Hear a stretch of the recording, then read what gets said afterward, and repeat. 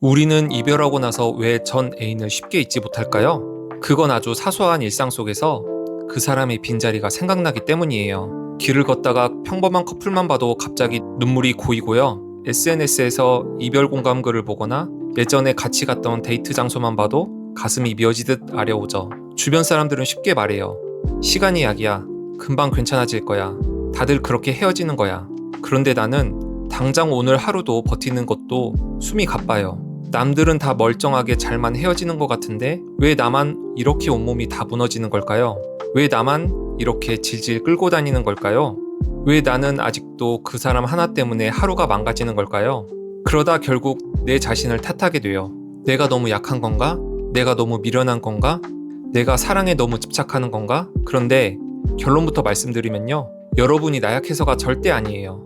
뇌가 정상적으로 작동하고 있다면 이별 후에 이렇게 아픈 게 오히려 과학적으로 자연스러운 반응이에요. 비유가 아니에요. 여러분의 고통은 진짜로 몸과 뇌에 영향을 줍니다. 오늘은 이별이 왜 사람을 이렇게까지 무너뜨리는지 이야기해 볼게요. 그리고 이 지옥 같은 시간을 조금이라도 빨리 통과하려면 대체 뭘 해야 하는지 뇌과학과 심리학으로 아주 현실적으로 이야기해 보겠습니다. 첫 번째, 뇌가 금단 상태처럼 반응해요. 조금 충격적인 얘기를 먼저 드릴게요. 이별 직후 우리 뇌를 보면 사랑을 막 시작한 사람의 뇌와 비슷하게 작동합니다. 상대방을 향한 갈망을 만들어내는 도파민과 노르에피네프린이 여전히 강하게 작동하고 있기 때문이에요. 문제는 그 감정을 채워줄 대상이 이제 없다는 거예요. 내 뇌는 아직도 그 사람을 원하고 있는데 현실에는 더 이상 만날 수 없고요. 연락할 수도 없고 예전처럼 돌아갈 수도 없죠. 그래서 이별 직후의 뇌는 일종의 금단 상태처럼 반응해요. 계속 원하지만 더 이상 얻을 수 없는 대상을 향해 갈망 신호를 보내는 겁니다. 그래서 자꾸 휴대폰을 확인하게 되고요. 카톡 프사를 보게 되고 인스타를 들어가게 되고 혹시 연락이 오지 않을까 기대하게 돼요. 의지가 약해서가 아니에요. 뇌가 아직 그 사람을 끊어내지 못한 상태인 거예요. 그리고 한 가지가 더 있어요. 강한 사회적 거절이나 이별을 떠올릴 때 뇌의 일부 영역에는 신체적 통증을 처리할 때와 비슷하게 반응합니다. 그래서 마음이 찢어진다, 가슴이 아프다는 말이 단순한 비유가 아니에요. 실제로 뇌는 그 고통을 통증처럼 받아들이고 있는 거예요. 두 번째, 내 자아의 일부가 떨어져 나갑니다. 연애를 하면 우리는 단순히 누군가와 시간을 보내는 게 아니에요. 그 사람과 함께하는 나의 모습이 생깁니다.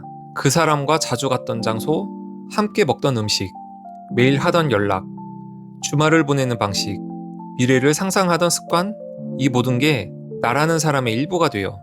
심리학에선 이런 걸 관계 안에서 형성된 자아, 즉 관계적 자아라고 볼 수 있습니다. 그래서 이별은 그냥 한 사람이 떠났다로 끝나지 않아요. 그 사람과 함께 만들어진 내 모습까지 같이 무너지는 경험에 가깝습니다. 그래서 이별 후에 이런 생각이 들어요. 이제 나는 뭘 해야 하지? 주말에 누구랑 보내지? 이 사람 없이는 나는 어떤 사람이었지? 이별이 아픈 이유는 단순히 상대가 그리워서만이 아니에요. 그 사람과 연결돼 있던 내 정체성 일부가 같이 떨어져 나갔기 때문이에요. 여기서 하나가 더 있어요. 연애하는 동안 상대가 있어서 잠시 덮어둘 수 있었던 외로움, 불안, 결핍 같은 것들이 이별과 함께 올라옵니다. 그래서 이별은 상대를 잃는 고통이기도 하지만요. 동시에 내가 피하고 있던 내면을 혼자 마주하는 시간이기도 해요. 그래서 더 아픈 거예요. 세 번째, 삶의 구조 자체가 무너집니다. 연애를 오래 했거나 한 사람에게 에너지와 시간을 많이 쏟았다면 이별은 일상 전체를 흔들어요. 매일 연락하던 시간, 퇴근 후에 통화하던 습관, 주말에 만나던 루틴, 함께 가던 카페와 거리, 그 모든 게 갑자기 비어버립니다. 이별 후의 가장 힘든 순간은 꼭 특별한 날이 아니에요. 오히려 평범한 순간에 더 크게 옵니다. 밥 먹으려고 할 때, 자기 전에 휴대폰을 볼 때, 주말에 아무 약속 없을 때, 같이 갔던 장소를 우연히 지나칠 때, 그때 뇌가 다시 말해요. 여기에 원래 그 사람이 있었는데. 그래서 일상이 무너집니다. 특히 30 이후의 이별은 더 무겁게 느껴질 수가 있어요.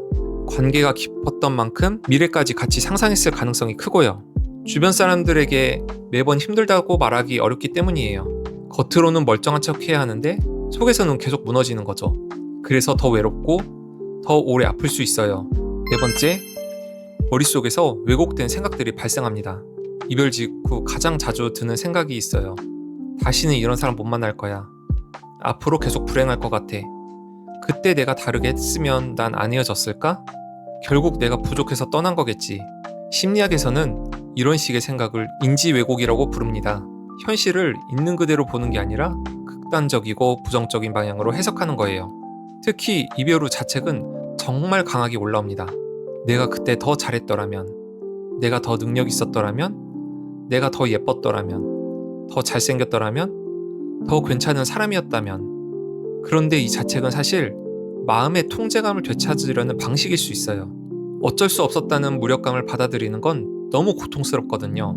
그래서 차라리 내가 잘못해서 벌어진 일이다 라고 믿고 싶은 겁니다. 이상하게 들릴 수 있지만 자책은 고통스러운 상황에서 통제감을 느끼려는 방어기제일 수 있어요. 하지만 문제는 이거예요. 자책을 계속하면 회복이 늦어집니다. 이별의 모든 원인을 나 하나에게 돌리는 순간 뇌는 계속 과거를 반복 재생해요. 그때부터는 이별을 애도하는 게 아니라 나 자신을 처벌하는 시간이 됩니다. 이제 해결적으로 넘어가 볼게요. 이별이 단순한 감정의 문제가 아니라 뇌와 몸, 정체성과 일상이 동시에 흔들리는 문제라면 해결도 구체적이어야 합니다. 첫 번째, 몸부터 챙기자. 이별 직후에는 스트레스 호르몬인 코르티졸이 높아질 수 있어요. 그러면 잠이 안 오고 식욕이 떨어지고 심장이 두근거리고 면역력이 약해질 수 있습니다. 그래서 진짜 몸살처럼 아플 수 있어요. 이때 가장 먼저 해야 할 건 거창한 게 아니에요. 제때 먹는 것, 억지로라도 자는 것, 햇빛을 보는 것, 가볍게 걷는 것, 물을 마시는 것, 비타민을 챙기는 것. 너무 기본적인 것 같지만 이 시기에는 이게 응급처치예요. 마음이 무너졌을 때 사람들은 자꾸 마음을 고치려고 해요. 그런데 몸이 완전히 망가져 있으면 마음도 회복되지 않습니다. 일단 몸을 안정시켜야 뇌도 진정돼요. 그러니까 이별 직후에는 대단한 결심을 하려고 하지 마요. 오늘 밥 한 끼 먹기, 오늘 10분 걷기, 오늘 씻고 눕기, 이 정도면 충분해요. 회복은 그렇게 시작됩니다. 두 번째, 감정을 밖으로 배출하면 됩니다. 힘든 감정을 억누르면 사라질 것 같지만 실제로는 더 커질 때가 많아요. 생각하지 말아야지, 잊어야지, 괜찮은 척 해야지. 이렇게 억누를수록 머릿속에는 오히려 그 생각이 더 자주 떠오릅니다. 그래서 감정은 밖으로 꺼내야 해요. 믿을 수 있는 사람에게 말해도 좋고 아무도 보지 않는 메모장을 써도 좋아요. 중요한 건 머릿속에만 굴리지 않는 겁니다. 글로 쓰면 감정이 조금 객관화돼요. 내가 지금 버림받았다고 느끼는구나. 내가 사실 화가 많이 났구나. 나는 아직 미련이 남아있구나. 이렇게 이름을 붙이는 순간 감정은 조금씩 정리되기 시작합니다. 감정은 정체를 알 수 없을 때 가장 무서워요. 하지만 말로 꺼내고 글로 적고 이름을 붙이면 뇌는 조금씩 통제권을 되찾습니다. 단, 술은 조심해야 해요. 잠깐 잊혀지는 것처럼 느껴질 수 있지만 알코올은 수면의 질을 떨어뜨리고 감정 조절을 더 어렵게 만듭니다. 그 순간은 편해도 다음날 더 깊게 무너질 수 있어요. 이별 직후 술로 버티는 건 회복이 아니라 회복을 미루는 것에 가깝습니다. 세 번째, 회복이 될 때까지 자극을 끊자. 이건 현실적으로 정말 중요해요. 이별 직후에 전 애인의 인스타를 보는 건 상처난 곳을 계속 손톱으로 긁는 것과 비슷해요. 보고 나면 잠깐은 가까워진 것 같아요. 아직 연결되어 있는 것 같아. 뭐하고 사는지 알 수 있어서 덜 불안해. 그런데 실제로는 반대예요. 뇌는 다시 그 사람을 원하기 시작합니다. 사진 하나, 프사 하나, 스토리 하나, 함께 찍은 사진 하나, 전부 자극돼요. 그래서 회복 초기에는 최대한 자극을 줄여야 합니다. 카톡방을 열어보지 마세요. 인스타를 확인하지 마세요. 사진첩을 반복해서 보지 마세요. 추억 물건을 계속 눈앞에 두지 마세요. 이건 미련이 없어서 한 행동이 아니에요. 내 뇌를 진정시키기 위한 응급처치입니다. 상대가 싫어서 차단하는 게 아니에요. 내가 살기 위해 거리를 두는 겁니다. 이별 직후에는 아직 그 사람에게 중독되어 있어요. 그런데 계속 자극을 넣으면 회복은 늦어질 수밖에 없습니다. 그러니까 최소한 회복 초기에는 거리를 두세요. 안 보는 게 약이에요. 네 번째, 충분히 아파하자. 이게 어쩌면 제일 중요한 이야기예요.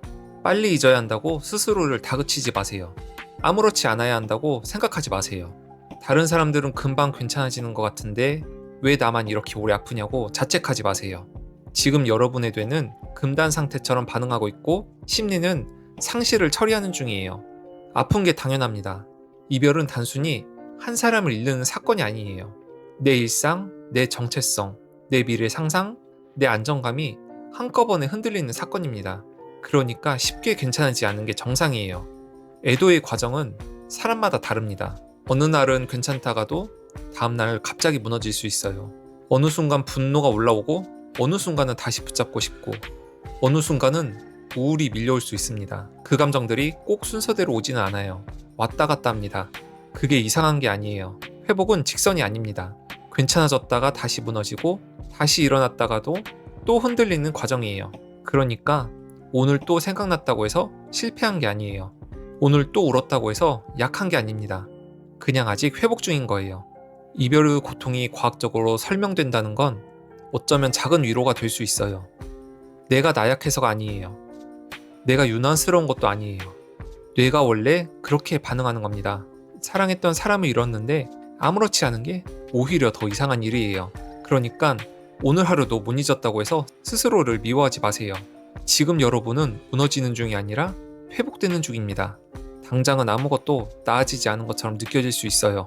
하지만 밥 한 끼 먹고 잠 한 번 자고 하루만 연락을 참는 것, 그 작은 행동들이 쌓이면 뇌는 조금씩 배웁니다. 이 사람 없이도 나는 살아갈 수 있구나. 그리고 어느 순간 정말로 괜찮아지는 날이 와요. 지금 이별을 버티고 있는 분들에게 작은 도움이 되었으면 좋겠습니다. 구독과 좋아요는 이 채널을 이어가는 데 큰 힘이 돼요. 그리고 지금 이별을 견디고 계신 분들은 댓글에 한마디만 남겨주세요. 혼자 버티지 않으셔도 됩니다.